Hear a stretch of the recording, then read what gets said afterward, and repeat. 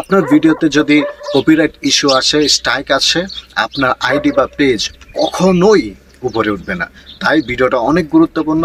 আমি দেখিয়ে দিব যে আপনি কোথায় গিয়ে আপনি চেক করবেন যে কপিরাইট ইস্যু আসছে কিনা, কন্টেন্টের বিরুদ্ধে কোনো আপনার অ্যালার্ট আসছে কিনা, তারপর আপনি এটা কিভাবে পার্মানেন্টলি ডিলিট করবেন, এইগুলোই আজকে এই ভিডিওতে দেখাতে যাচ্ছি। সো চলেন কথা না বাড়িয়ে দেখাই কিভাবে গিয়ে চেক দিবেন আর সেটা ডিলিট করে আপনার পেজটাকে আপনি ভালো রাখবেন, বাইরেটাকে ভালো রেখে গ্রো করার জন্য আপনি সেটাকে একদম কমপ্লিট করে ফেলবেন। তো চলেন দেখিয়ে দিচ্ছি, স্ক্রিনে আপনি ফলো করেন। সেটার জন্য আপনি চলে যাবেন এই যে অফিসিয়াল ফেসবুকে, এটাতে ক্লিক করবেন। তারপর আপনি চলে যাবেন এই যে এখানে 3 ডট মেনু আছে, প্রোফাইলের ছবি, এটাতে ক্লিক করবেন। করার পরে স্ক্রল ডাউন করে একটু নিচে যাবেন। একটু নিচে গিয়ে এখানে দেখবেন লেখা আছে, করার পরে দেখবেন এখানে লেখা আছে যে হেল্প অ্যান্ড সাপোর্ট, এটাতে ক্লিক করবেন। করার পরে এখানে দেখেন সাপোর্ট ইনবক্স নামে একটা অপশন আছে, এই যে এটা সাপোর্ট ইনবক্স, এটাতে আপনি ক্লিক করবেন।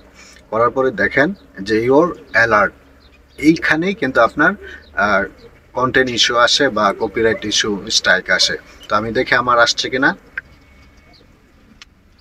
সর্বনাশ, দেখেন আমার কয়টা, প্রায় 7টা ভিডিওতে কপিরাইট ইস্যু আসছে, কন্টেন্টের বিরুদ্ধে অ্যালার্ট জারি করেছে ফেসবুক যে আমার এই কন্টেন্টগুলা অরিজিনাল না, এটা আনঅরিজিনাল। অথচ এইখানে প্রত্যেকটা ভিডিও কিন্তু আমি নিজে মেক করেছি। কিন্তু এই ভুলটা কোথায় আপনারা কি জানেন? ভুলটা হচ্ছে আমি ফেসবুকের যে আপলোড করার সময় যে নিজস্ব সং থাকে, ব্যাকগ্রাউন্ড মিউজিক থাকে, সেগুলো আমি ফেসবুক থেকে আমি অ্যাড করেছিলাম। তারপরও কিন্তু আমি স্ট্রাইক খেয়েছে, আমার কন্টেন্টের বিপক্ষে অ্যালার্ট চলে আসছে। তার মানে আমার এইগুলো প্রবলেম। এখন কষ্ট হলো, আমার কিন্তু এই 7টা ভিডিও আমার ডিলিট করে ফেলতেই হবে, না হলে কিন্তু আমার এই আইডি আর এই পেজ কখনোই গ্রো করবে না, দিনে দিনে শুধু ডাউন হয়ে যাবে। সো চলেন দেখিয়ে দিচ্ছি কিভাবে আপনি এটা ডিলিট করবেন একদম পার্মানেন্টলি।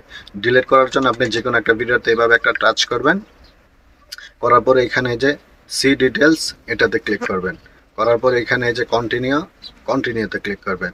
তারপর আবার কন্টিনিউ, এই যে এটাতে ক্লিক করবেন, আবার কন্টিনিউ ক্লিক করবেন। করার পরে এই যে এখানে লেখা আছে ভিডিও রিমুভ, আপনি এটাতে ক্লিক করবেন। করার পরে আবার কন্টিনিউ দিবেন।